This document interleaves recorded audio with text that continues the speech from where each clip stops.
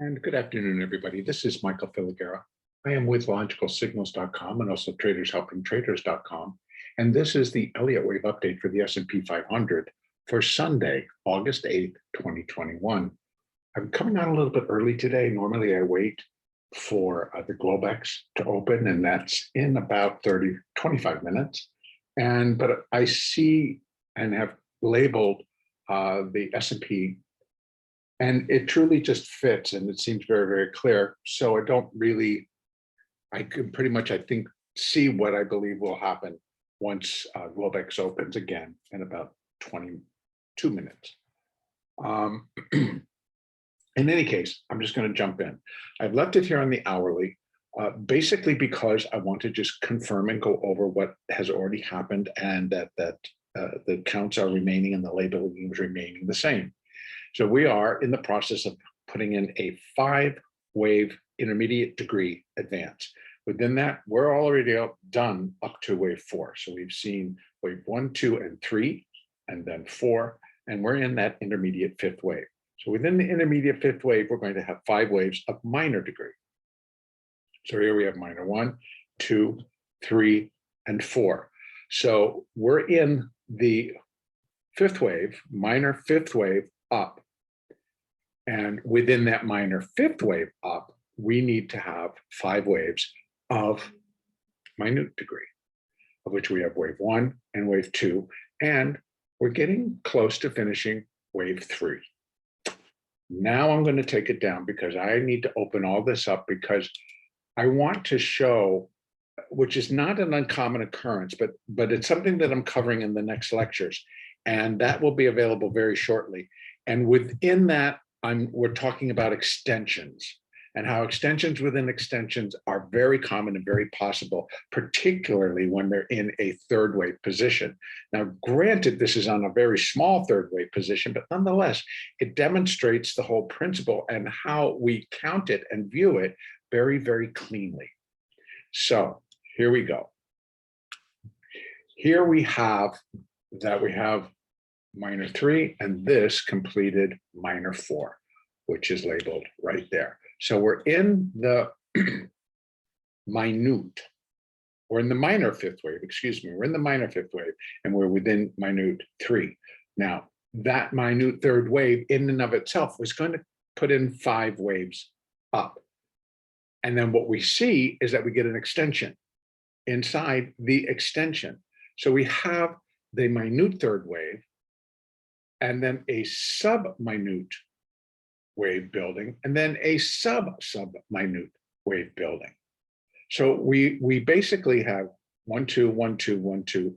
We are now putting in 3 extensions. First on the minute level, then on the sub-minute level, and then the sub-minute level. So we'll continue to break this down. Remember the building blocks, but each one has to repeat the same pattern. So 1, 2, 1, 2, 1, 2. Then we get a 5-wave structure. That was the 3. Then we get a 4, and then we get an additional 5, and that was the sub-minute 5, which completed the sub-minute 3. So we still need to do a wave 4, so a sub-minute wave 4, a sub-minute wave 5, to complete the minute wave 3. So each time we need to count 5. Whatever degree I break it down to, we then need to count 5, because all waves operate in the direction of the trend, particularly impulse waves. But all 1, 3, and 5s are all going to be in the up direction. That's the way, that's the whole purpose of what the impulse is for. It's impulsing higher because that's a bull market right now, and the fact that it's an advance. As we go up in degree, we're realizing that we're going to be, what we're completing here is not only a minor wave 4 and a minute wave, minor wave 5, excuse me, and a minute wave 3, that we can take it up. And that minor wave 5, intermediate wave 5, primary wave 5, and that completes a cycle wave 3. That's a pretty big top. You know, cycle degree moves take years to decades to really complete and to roll out. And now we're counting this down to that top. But now I'm really breaking it all the way down because we're in uncharted waters. So if we take and we accept that what this count is correct, and I have no reason to disbelieve it because I've not broken any rules, it all stays perfectly within the what should be happening. A little bit of a hiccup here, but this was the unemployment situation number. And so we were expecting some type of a market revealing direction type of a move, and it truly wasn't. It was actually a bore. I was like, oh, great! You guys have no clue, because it wasn't bad and it wasn't great. And what it did indicate is that, okay, inflation is for real. Well, that's not a good thing. Well, that's not a bad thing. And this is the argument that the market had with itself. When we finally opened here in the US, first thing we did is we ran it up to new highs at 44, 33, 25, just pretty much straight from the get-go. Let's go. And then dropped it. So, it was a fun-filled day, let me tell you. But it got really, really slow because it was a Friday, it was an expiration, and everybody was really like, okay, we just popped it through a lot of resistance yet in the close from the day before when we got to 22.75. And then we pulled back, and then it just kind of went again. And so it was interesting. And we did reach 44, 33, 25. And that was right below in a resistance area that I really believe will be dealt with. We're going to get there. That's 44.41, if not above. Okay, so now let's take a look at what we can expect for tomorrow. We're still in this sub-minute wave 4. So it looks like what we have is an A, a B, and now we're coming down on the C wave. Now, what's the potential there? Well, let's see if I can just put that back on. So what we are looking at is a wave 4 within the sub-minute level. So we've got to take that against what the sub-minute wave 3 did. So we take it from the bottom, or where the start of that wave 3 was, to its top. And then is that really too high? Yeah, no, turn on the nose. And then we start the A, the B, and now we're in the C wave. So what is the potential for this? Well, first of all, we've got the 50-day, the 30-minute 50 moving average right here at 44.22. And then right below that, about 5 points, maybe 4 points, we have at 44, I'm going to call it 18 to 17 in that zone. That's where the 0.382 of that third wave comes in. Very common for a fourth wave, if not even a little bit higher. I mean, basically just needs to come down and get below 44.23, 25. Get below all that and come down, make it slightly low, and then it can go again. Now, if it doesn't, then we're going to take this as the low of 4 because it came down to minimum at 23.6% or 2.236% of that third wave. Also common, we have underlying strength. We're coming off of a pretty strong push within an extended wave. It would not be unusual to see the market come down, go back up, not quite getting to this resistance, but put in a slight high above 33.25 and then zip down to 44.17. And that comes under also being discussed, but it's an Elliott pattern that happens often right in the position that the market is in. We have an extension within an extension, so it's that extended, but it usually would come in a fifth. Here, it's coming in a third, which it could produce an irregular form, which would not be the end of the world, but it kind of goes up and comes down and still makes that slight new low below the A wave. So there is potential for everything right now. So we could go up, we come down, and then go back up. Now, what we're counting, first of all, is the completion point of the sub-minute 4. This is the area where I think I really don't care to see this be dropping closer to these levels. Or even this level, because concurrently, this would be a 4 that can't break 4406, but it certainly can slide. It can come down to here. It can cross below the minute wave 1 because it's still within the minute 3. And that would be the case if it came all the way down. I don't suspect that because I still believe that the underlying market is bullish. The buyers are a little bit stronger. So again, I'm not looking for something big to start falling apart right now. I still believe we have upside to do via. So first of all, we have these support zones because I want to take this off so I can continue to just show. So we have now, again, we're looking for a sub-minute wave 4, a sub-minute wave 5. I think that gets up here. But we have a possibility of it really getting much further. So let me just take a look at where we think on a Fibonacci basis, some of these relationships are going to come in. Okay. So now I'm just going to put in the Fibonacci extensions for that minute third wave. And that's where I'm going to go from here. I'm going to bring it down to there. And it's going to come up. Oh, it's wrong. Sorry, folks, that didn't work. I'm taking it from here to here to here. Sorry about that. And now we can see first overlap. How wonderful. That the third wave would be as long as the first wave. And this is the other point, that we could be setting ourselves up for a fifth wave extension, which fits into the entire pattern that we're finishing. And as we move up, that we're finishing. So again, that's why I want to try to put this all together now, because I haven't really talked about extensions yet, other than that they happen. But when it's happening in this position, it's going to, those massive extensions are going to come in the fifth, not so much in the third. This one's happening in the third, and that's fine, but we still have that fifth yet to come. So we're looking for the third wave. We're going to have the minute 3, the sub-minute 3, the sub-minute wave 4, and then we're in a sub-minute fifth wave. So the third extended, so not necessarily looking for the fifth to extend.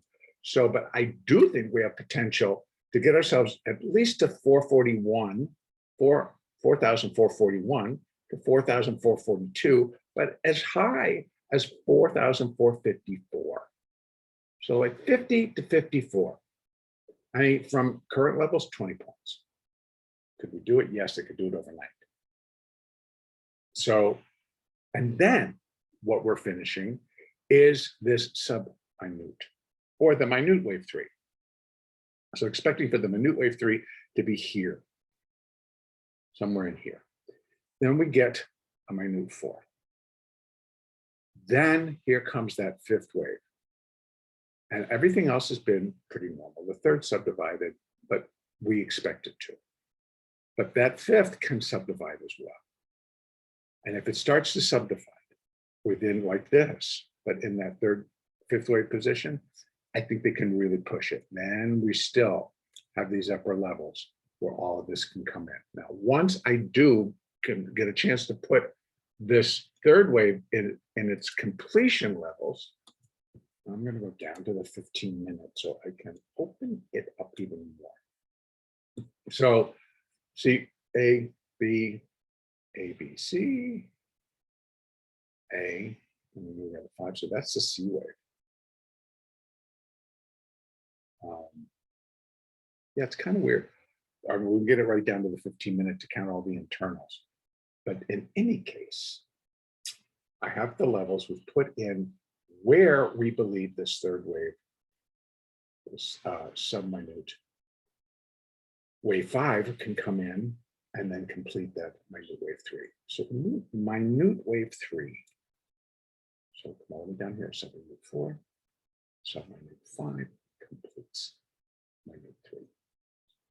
And I believe that's the one that gets up into here. Then we have a subminute with 4, which will work out the Fibonacci's once I do have that high. And then we have a minute wave 5. And that's the one that I'm thinking is going to get us up into 4488 to 4500. Now, if it really extends, then I think we've got these upper levels. This is 236. That's just on that larger intermediate 5 level. So I mean, we're down to where we're going to be completing all of that. So where can that that intermediate 5 come in? Well, the first place is right here. So we've already surpassed. Excuse me. The first place was up there, 236, right here, and that's at 4502. Well, that starts to really cluster around where I'm getting a lot of other resistance points based on the counts. Go back out to the 30, based on all of the counts. We're working through a minor wave 5. We're working to complete the minute 3. So then we have the minute 4 and the minute 5. So it's completing a minute 5, it's completing a minor 5, it's completing an intermediate 5, it's completing a primary 5. This thing is completing a lot of degrees. So where can these all end up? Well, the primary ones I think are going to be way up high. And I don't, unless this whole count is off by a degree, I'm really kind of reaching the end of where I believe we could run on this particular move. Doesn't mean it'll go blasting through it, but again, that's why I'm being very, very careful. So we're going to be done, but we still have space and room. And because, again, thin markets, it's up in uncharted waters. I mean, you got to have a reason to come on here and start buying this now and all new territories. So somewhere you're hearing that, you know, there's a rainbow right over there and there's a pot of gold at the end of that rainbow. So let's all run and charge for it. Whatever the reason's going to be, the potential is there. And the potential to get to 4,500 is very real. I think is essentially we'll get over that, but I don't know how far. Now, I don't pretend or even forecast what's going to cause a turn in the market. There's a lot of different reasons. And I've been trading for a long time and each one can come into play. But I think that it's going to be best traded if we continue to just focus on trading what's in front of us at that particular day for that particular time. So that you're always going to be prepared. You're prepared for upside, you're prepared for downside, but you're trading what's in front of you against your moving averages, against what you can put up in Fibonacci's during the day. And then you're going to be in a much better position. No matter what happens, if they really start tearing the trash out of this market and just ripping it lower for whatever reason, you got to be able to trade it. So you can't be trying to argue with the market or try to figure out why is it going down. You just got to react to what's happening right there in front of you. Because we can trade going in both directions. If it's something that totally unexpected, they're going to push it through a lot of support zones. They're going to push it to levels on the 30-minute and hourly chart and the daily chart. If they start breaking them, get out of the way. You don't want to be in the way of a move that's doing that. So picking bottoms and picking tops becomes secondary or tertiary. So it's just like I said, even a good point. I'm just giving where probabilities where the market could possibly go. And we've now witnessed it get up so into this area. Why do I now want to doubt what the market is telling me? Market's basically telling us, no, we can go up to here. That's what your Elliott count and your Fibonacci put together are telling me. In any case, I now have gone on long. For tomorrow, I'm looking for a little bit additional downside to complete the subminute wave 4 and then get a subminute wave 5 higher, which will take us to here, possibly here. Then I think we will then be completing the minute wave 3, and then we're going to do a minute wave 4 and then a minute wave 5. I don't think that's all going to happen tomorrow. I think that's going to be pushed out to the week after. We got some time. So again, think of it as corrections could be inside boring days where it just churns sideways. We will have some bigger moves as buyers and sellers step in and out of the market, but nothing that's going to create a bigger wave. We can have those types of days too. Downside, I think, will be very limited. We've got the support at 42.22 down to 17. Again, this is the zone that I don't want to see it below. 44.10. No, excuse me. 44.07. This one, it can come into play, and if it breaks below it, we're not affected. The wave that's in progress does not affect that wave. It's a third wave, and we're inside that third with a 4. That could cover some disappointment, but I really don't suspect that that's going to be on tap unless we get that shock to the system, and by the time it's happening, we'll know why, and we'll just trade and play along. So I'm looking for upside, complete, that we're stair-stepping again. And that's it. I got to end it here. Next update tomorrow.